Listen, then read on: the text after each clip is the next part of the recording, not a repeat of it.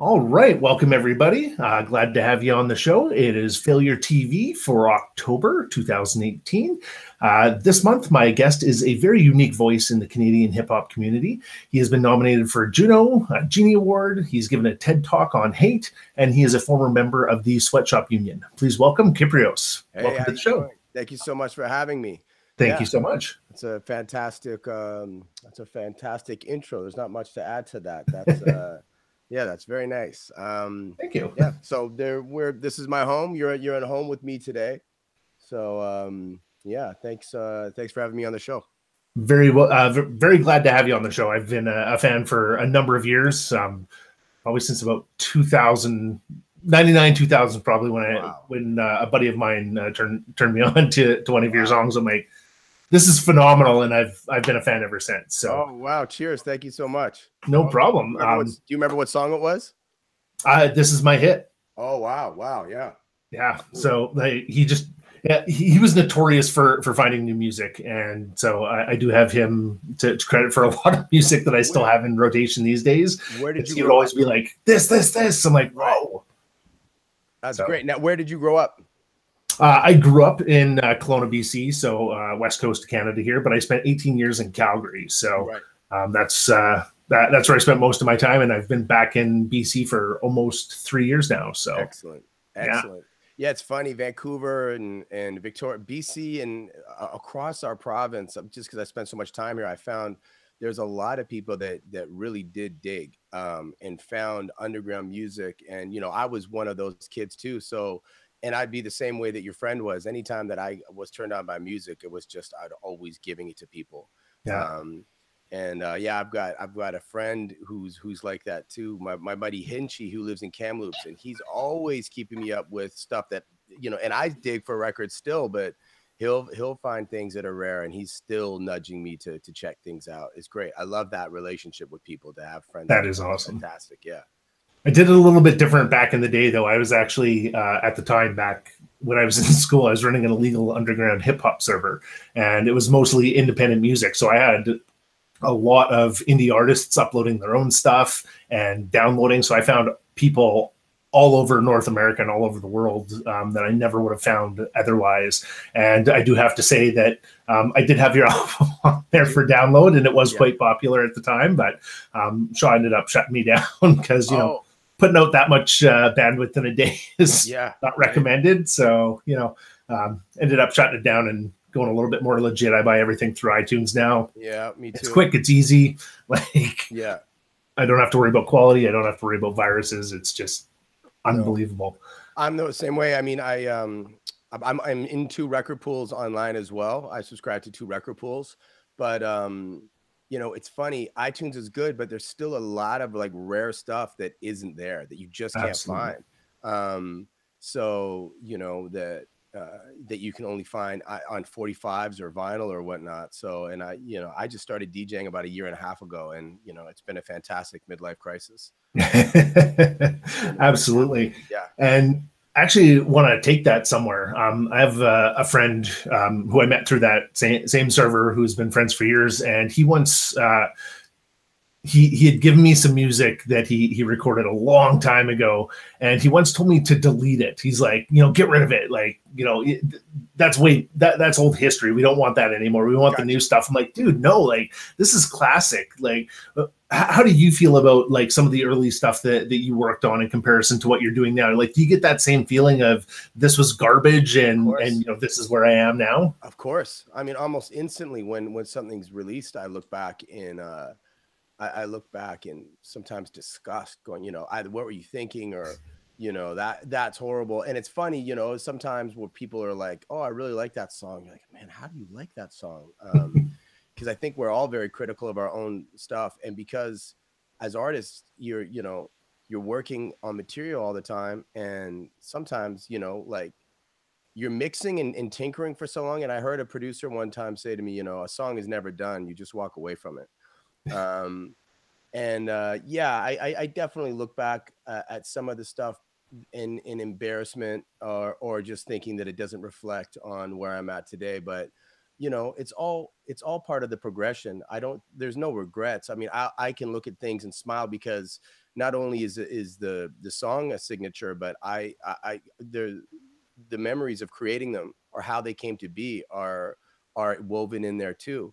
So if I listen to my old stuff, I might critically not be that proud of it, but I'll always kind of cherish the process and learning the process, because, you know, I can really pinpoint where I was in early stuff and knowing what I was going after, not really being able to articulate it, having these ideas and spring to your mind, and you think that you're going to be able to do them justice, but not really being able to do them complete justice because you just didn't have the tools, the songwriting tools or the producer tools or those things that come with getting, you know, as they say, your 10,000 hours.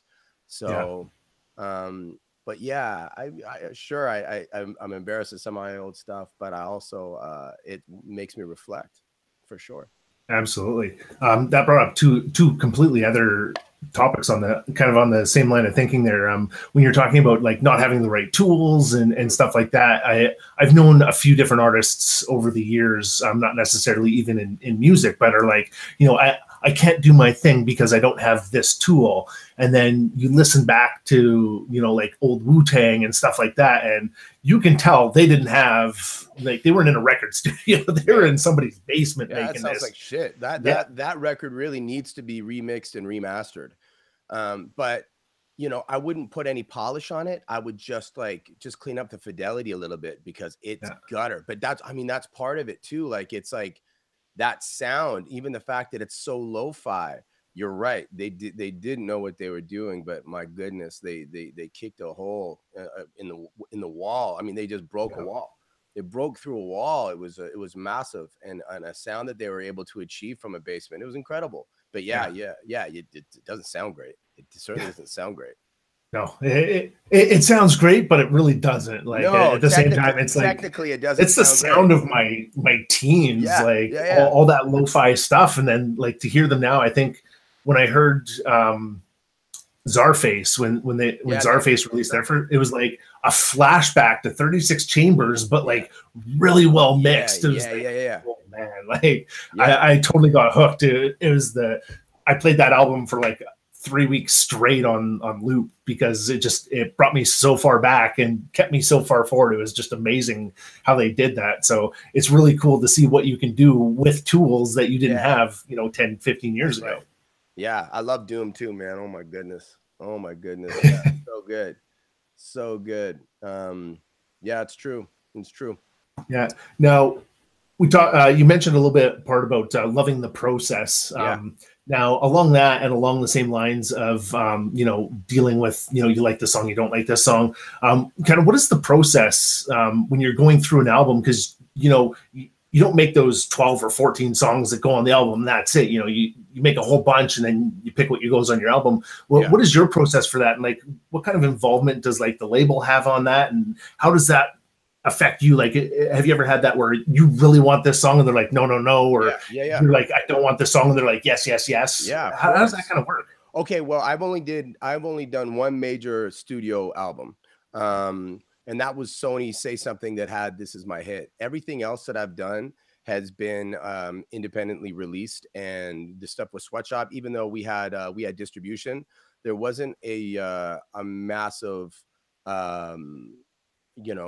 there wasn't a massive like A&R working the record, but I'll get to that. To answer the first question is the Sony record with some of the songs that I wanted and they used.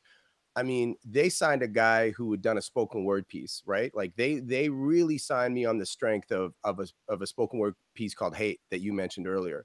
Yeah. And I was an underground rapper who was into slam poetry, and I was into acting. I was into all this different stuff. And music was really by far and away my biggest passion. Like underground hip hop was my greatest passion. Now, the people who were my heroes were, people that weren't played on the radio. I thought the second that you were played on the radio that you were a sellout, that, I was really like, really underground, anal, and didn't understand too much about the industry, and two, I didn't understand a lot about songwriting. I didn't understand there's a formula, there's ways to subvert a formula.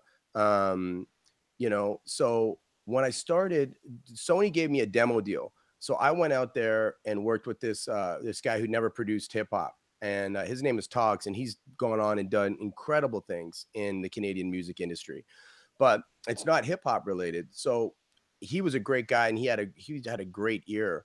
But you know, we were writing these songs, and they'd be like, you know, you got to shorten up the intro, you got to shorten this or do that, you got to get to the hook quicker. And I'm like, you know, as an artist, this music and these songs become like your children. And, you know, you're never going to fault your child if, you know, if they talk with a lisp, or if they're pigeonholed, or, you know, pigeon-toed, or you know, their feet, 1 foot's bigger. It's just like, they're your children, you know, you like them with how they are. And that was the same thing with music. I had a very difficult time trying to go back in and make the changes that they wanted. In terms of singles and rollout, they were the ones that were really choosing, making those calls for me. For me, you know, that record came out right in the midst of LimeWire and people downloading all the time, and people like you who had sites that would Yeah. album be downloaded for free. So, and what happened was Sony and BMG merged, and I was signed to Sony, but they merged, but BMG's, all their label heads and presidents took over, and everybody from Sony was really let go. So the president, my A&R, the guy who's doing marketing, the people that were working my songs at radio, that was it. So I had 3 songs they were building to. Now, This Is My Hit was a kind of a fuck you to the label, because they were telling me, you know, do this and that with the song, and I was like, this is what I kind of think of the industry and this process. And it was a bold decision to me. I didn't even think it was going to be a single or a song or whatever. I was just like, give me some space. This is what I think of this industry. And it was bold, and they liked it, so they led with it. And, you know, it wasn't going to do a ton of stuff on radio, but we came up with a clever concept for a video, and it did well. But there was a song on there called Never Say Goodbye that was made really like, was going to be a radio song, and it ended up having a life of its own. But midway through my cycle, I got frozen. They froze the record as BMG took over. So my record came out in June, and it was, you know, I think there was a plan for about 6 months of touring and videos and pushing, and in about 4 months or 5 months through, that change occurred. So the song that they were really big on never got a proper push. And it's a great song too. Yeah, you know, and it was written from my point of view. It was written from a good place. I'd lost a friend, and I'd become a little bit I was in New York, like, feeling sorry for myself somehow, and I'm in a studio writing with this big producer who ended up producing that. And I'm like, dude, you know, and I just lost a friend, and I just thought, man, you're being selfish, and you're not really looking around at how good you have it right now. And I was thinking about him, and I wrote that song. So it didn't get a push, but with Sweatshop Union, it was a committee. So, and Sweatshop was made up essentially of 4 different subgroups, and I was one of those groups. It was myself, then it was Dirty Circus, which was Mehdi and Mo. Innocent Bystanders was Mo and Steve, and Pigeonhole, which was Creative Minds initially, was Colin and Lee. So, you know, we would bring songs to one another and be like, yes or no. You know, there's some great stuff from United We Fall and Water Street that just ended it up on the editing room floor because, you know, we had so much material. But yeah, it was good. It was a good way to do it, because, you know, if your ego can get in the way of doing justice or delivering a truth from your work, because you're in an echo sound chamber. When you've got 7 other musicians in and around you, they're going to level with you because it's their name on that record as well. So, you know, sometimes you'd be frustrated. But I think our body of work, especially United We Fall, I think is my favorite record. But there's not a lot of fat on that record. There's not a lot of you know, it's a pretty good record. And it was really like the beginning of when Pigeonhole, who are still doing incredible things, when they started to break out and shine.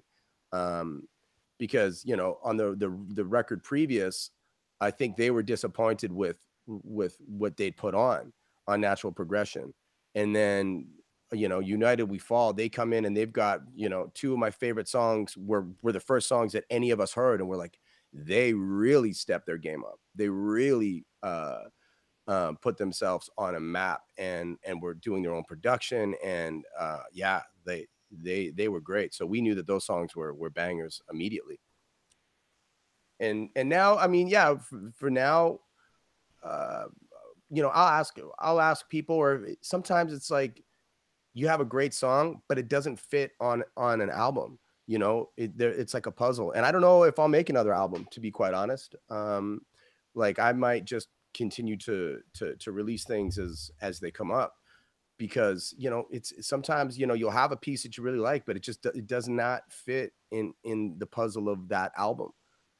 So, you know, you really, at least for me, I just want something that's got cohesion, you know, Well, that in throughout. these days, Yeah. more people buy singles than anything else. So, you know, do you really want to put the time into putting together an album that people are only going to listen to like 3 or 4 songs off of? Well, I mean, and then, you know, what's the shelf life of an album or a song these days anyways? Yeah. You know, it's just, and you know, people might listen to the album once, and then, as you said, pick a couple of songs they want, put them on their playlist, and that's it. You know, like it's not the way that we would carry around our albums, right? You know, tapes in our Walkman and listening all the way through to our favorite tapes in the order which they were supposed to be listened to, right? Yeah. People, that's gone as well. People, Yeah. you know, I don't, you know, even in the older days, like I had some problems more with the like the studio releases and stuff, because I felt like some of the albums were sometimes thrown together or not done cohesively, like you had said. So there's very few albums, even from my teen years, that I will listen to the entire thing. Like Snoop Dogg's Doggy Style is still one of those albums that I can listen from start to finish, that entire album. Yeah. And it's just like, what? The album's done? Like that was like 2 songs, wasn't it? Yeah. So when I find albums like that, even today, like the first time I heard Midnight Sun, like I listened to 2 samples on iTunes and I just bought the entire album. I'm like, okay, I was hooked on those first 2, and I still listen to that like last Monday. When we're at work, I'm a remote worker, so we use communication, and we're always sharing music. Like here's your Monday starter playlist, and I have dropped your Bandcamp link more times than I can count. Being like, this is your Monday playlist, guys. Thank you, brother. What songs do you like from that record, or any? Oh, High Infidelity is by far one of my favorites. Yeah. But the Lapdog, just, oh my God, like. Yeah, the way you put everything together and the way it flows together and the way it starts. I had no idea that that first song, the name is escaping me right now. Yeah, was actually kind of from your TED Talk there. Yeah, that's and right. When I realized that, it was like, oh my God. Yeah. That's right. Now I had that song earlier on in the album, and it's something that I'd worked on. I mean, that song took forever to make, because I can imagine. Yeah, it was just, I mean, the song is I've layered I over 100 vocal tracks, so I had to layer a beatbox and a layer, you know, bass line, and then all these different harmonies and doubling things up. It took forever. But it was really, it builds beautifully. Yeah. They did great with my homie Doug engineered and helped produce the first half, and then the second half we did it was just, it was a lot of work, but it was that. I like that one. I like that tune still. You know? Yeah. Well, it was a great way to kick off an album, like just kind of start it off, and then it just really builds and builds, and then just drops it, and it's just like, yes, by now. That's awesome. Well, I'm really happy. That's exactly the result that I was hoping to get. So yeah, it's good that it landed. Absolutely. And I'm happy to keep it in my playlist regularly. I'm actually going on a 4.5 hour flight tomorrow to New York, and Oh, really? it's in in my flight playlist. Oh, So what are you doing in New York? actually going there for work. We're doing an event down there to meet with people and have some meetings, talk about their businesses, small business coaching kind of stuff. So how long are you going to be there for? Only a couple of days, unfortunately, but I also get to meet a friend of mine that I've only known online. We've had Google Hangouts, we've met each other, but we've never met in person. So it's going to be great. He was actually the first guest of my show when I first started it, Nikita. Oh, sick, dude. Yeah, it's going to be pretty awesome. Have you been to New York? Not yet. No, this will be my first time. Man. My gosh, I love it. Yeah, that's what I hear from everybody. That's the Brooklyn Bridge right behind me.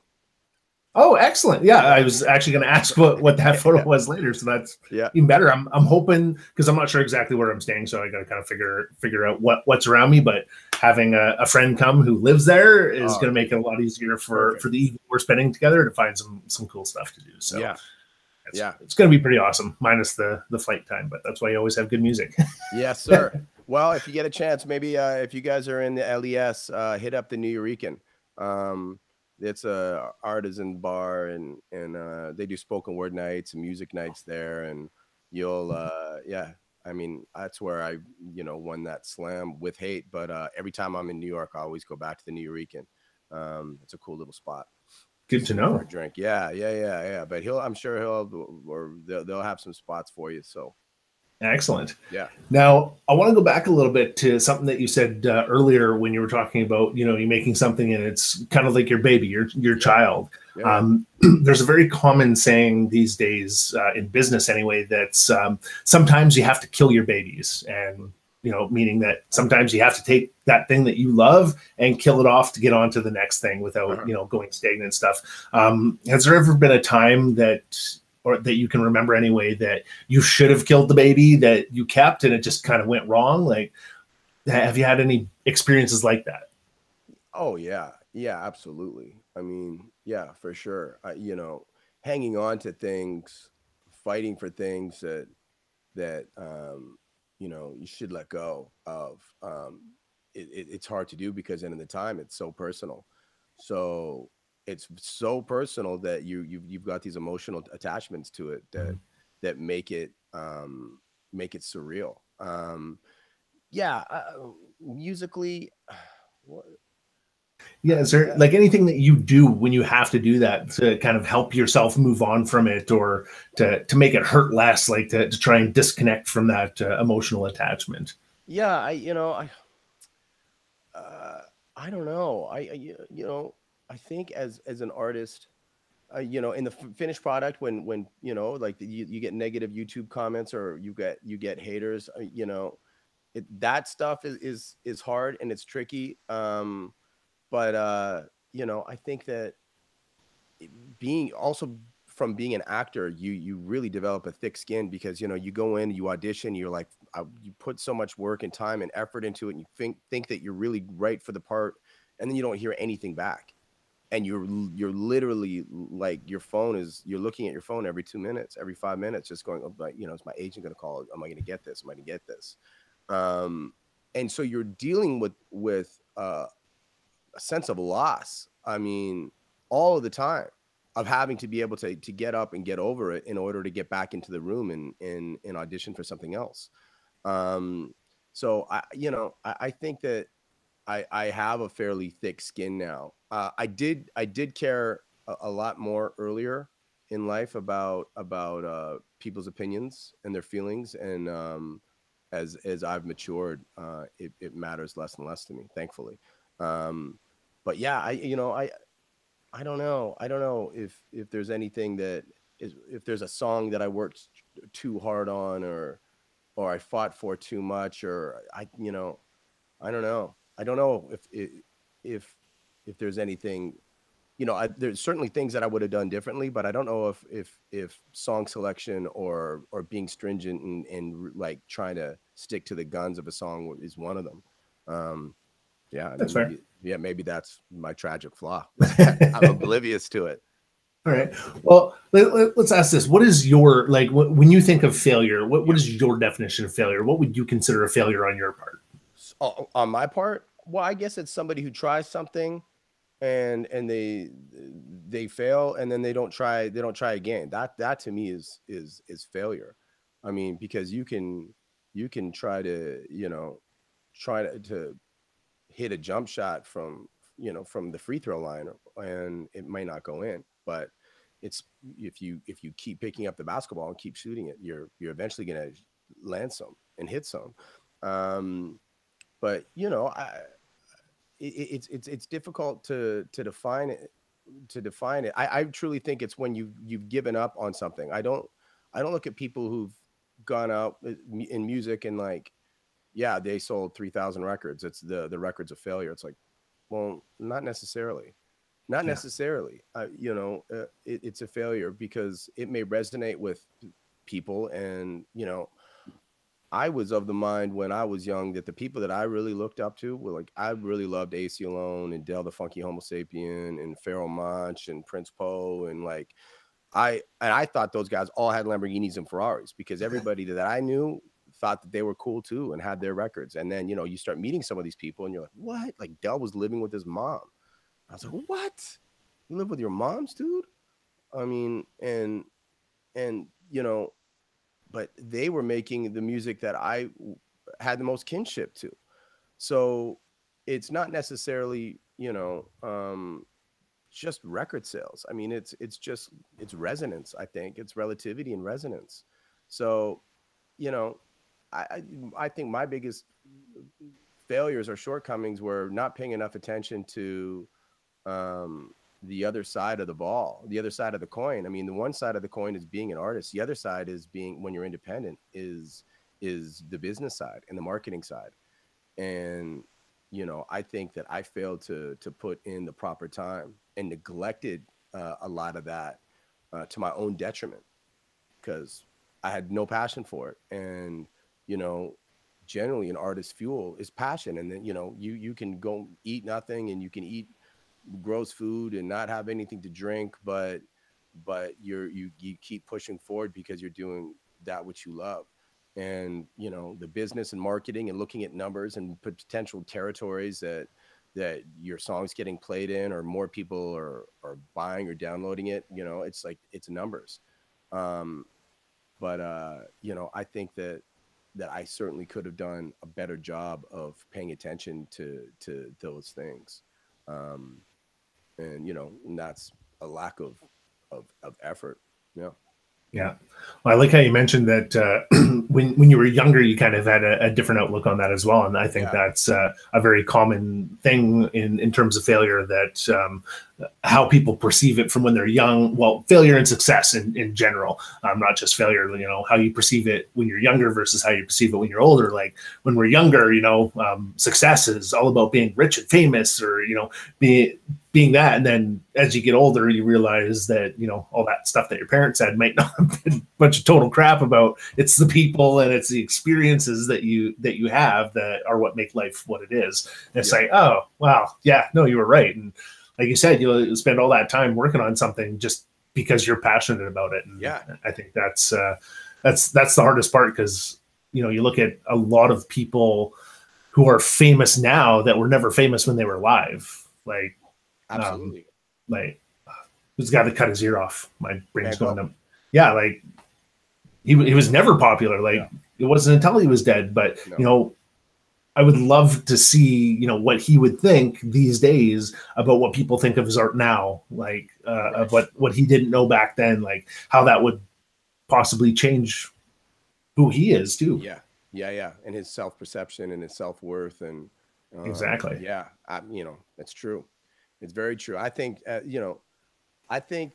art is like a true artist in those days, and even now. It's like, when religious people, they'll take a vow of chastity or poverty, and it's a vocation, right? And I think that to be an artist when I was a young man, it was a vocation, in the sense that didn't matter money was coming through from it. It didn't really matter if something was going to be on the radio or popular. It mattered that it was good, that it was, that it was resonated, that I felt good about it, and hopefully it would find an audience. Things change as you do get older. I mean, you get married. I'm married and I have a child, and it's one thing for me to be a vocational soldier to this art, when it's just me, because it's just me who's living in poverty, or it's just me who's struggling to get a month, or it's just me. But when you've got dependents, then it's different. Then it's really different. And the things that I would have classified as selling out when I was 17 or 18 years old, I have no, I don't frown at, I don't pass judgment. I just don't, or cast aspersions on anybody else now, because I don't know. I only know what my hustle is, and what it is and what it does to take to try to raise my child and provide for the family. Like, that's so that certain things that I may have said no to in my younger days, I would probably be able to find a way to justify if I felt that it was fair work. And it's not, if I have artistic freedom to do something, then I'll do it. If it's right, and if it's fair, and if I believe in it, I'll do it. But it's funny, I had an opportunity when I was with Sony. Budweiser offered a bunch of money. They were putting singles for different artists in like 12 packs or 15 packs or something. And they're like, yeah, we want to put one of your songs. It's like, I don't want to have any association or affiliation with your brand. And looking now, it's just like, by hook or by crook, you want people to hear, to get it into the ears of listeners that could potentially be new fans. Yeah. But then I'm like, no, I do not want the association with an alcohol product. And we turned down Benson and Hedges tours for a while. Then eventually we couldn't anymore, because we realized we needed the exposure. I mean, we did a run with the Black Eyed Peas that was was sponsored by Benson and Hedges. We did a run with Swollen that was sponsored by a tobacco company. That didn't sit well with me, but at the same time, as somebody that was part of a group and that we were trying to get up and get over on, it was, it was something that we needed to do at the time. So totally understandable, right? I mean, it is, or it's, or if people, again, if people feel a certain way about it, I can't control that. I was just, we were just trying to, as I said, get our name out and just get in front of people that could potentially connect to our music. Absolutely. And I think one thing that you probably wouldn't have thought about at that time either was, people may perceive you one way just seeing that, but then after they hear you and understand you and get to, know you and listen to some of your lyrics and stuff, that presents in a whole different way. And that could have totally counteracted everything that they saw. But, things that you don't think about until, you look back on things and go, you know what, I possibly could have done that, but, how could I have done it in a different way? And, I really like that you didn't want to do things with that because of the type of brands that they were. Yeah. There's a little phrase that I love, and it's just be impactful. And I actually want to get it tattooed right on my wrist here. So I always remember, it doesn't matter what you're doing, small, big, yeah. If you're working at Wendy's scraping the grill, or, working $100,000 job, be impactful in what you're doing. Like, make a difference, even if it's a small difference. You can't change the world, but you can make a dent. That's right. No, that's great. I really like that and appreciate that. And again, things like that resonate with me even more, because I'm trying to teach a daughter the right ways to walk through this world. And I think that's, I'm an effort guy. It's just like, you remember in math, you could plug something into a calculator or figure out, a fraction, but the math teacher wanted you to show your work, how you got there, how you arrived at that answer. You could just copy the answer from somebody else, but if you couldn't show your work, you weren't going to be able to, you weren't getting the check mark. And I'm a big fan of seeing that work. So, you know, I'm an effort. I've always been an effort guy when I put my mind to something. And you know, I just hope that that she sees that as well. And it's the same thing that you're saying about making an impact.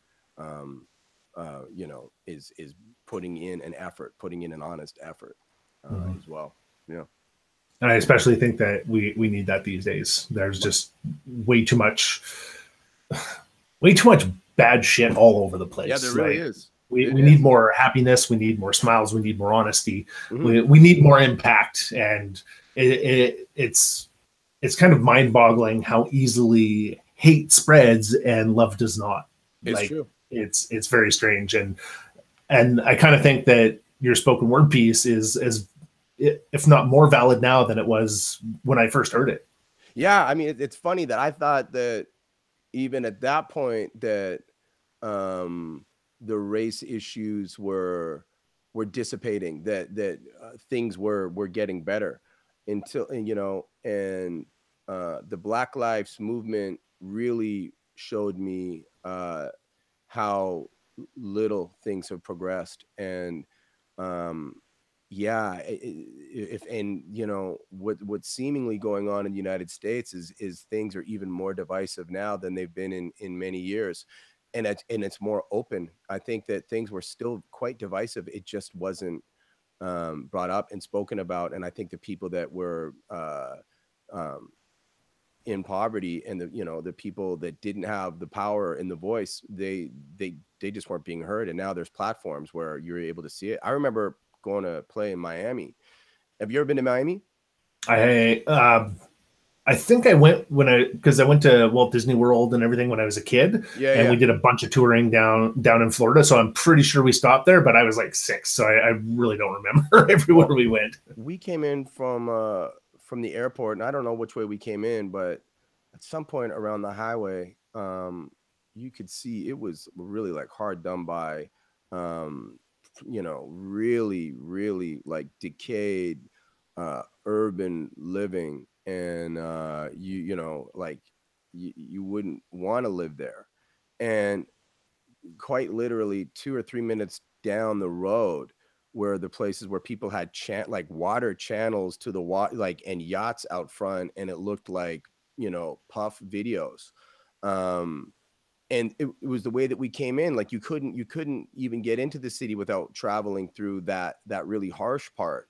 And you really saw how divided that city was. One thing you'll notice in New York is that, yeah, man, there's tons of different classes and there's tons of different races there. But because of the nature of the way that it's set up is, you know, everybody's kind of on the train. Everybody's shoulder to shoulder, side by side, you know. And there's something to be said about that, you know, of it, you're not being able to see that somebody's got a Bentley or this or that. This is you're together, you're packed in. You really have to kind of be sensible about your space and be, you know, because there's other people around you all the time of different walks of life. And I like that. I like that when you're all in it together. And, you know, New York swells up like everybody comes in from the boroughs and then they go out. It's just like it breathes every day. It's going in and out, right? And it's cool. It's got an energy and a vibe. And you know, everybody kind of comes into Manhattan and works and does their thing, and then a lot of people go home, but they're all together. And I found in Miami, I was like, wow, that's really divided. And I think, yeah, shit is more divisive now than ever, and at least in my lifetime that I can remember. Yeah, absolutely. And it's really sad kind of when you see that, when you can see that divide, and, you know, you just want people to come together more and be like, come on, let's help each other out. Like we both benefit. We're both going to win this one. So it's definitely a very tough thing to see.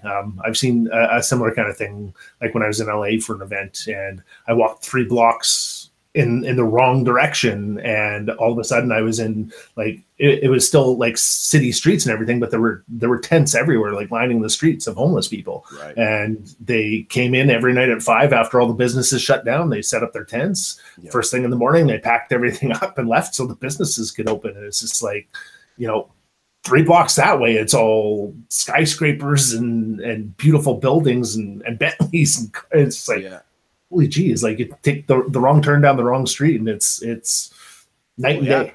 I mean, it's like the downtown east side of Vancouver. Yeah. And that's been here, and it's been a epidemic, and people are dying. We just did a fundraiser 2 weeks ago. I don't know if you know an artist named Manic, but so there's so many fentanyl overdoses that we did a gig to try to raise some money and raise some awareness. And but yeah, man, people are struggling out in the downtown east side for sure. It's tough. Yeah, hard out here in Vancouver. It's pretty crazy everywhere. And I think that's one thing that people will consider a failure or help them stop doing what they're doing is they're at that point where they have tried a couple of times, but now they're at the point where they think, well, I just can't do this anymore, and they give up, as opposed to keeping that going. And I think that's the thing that people need to work on more is, try once, try 10 times, try 200 times, because if you only tried 1 to 5, you probably didn't give it enough of a chance to keep going.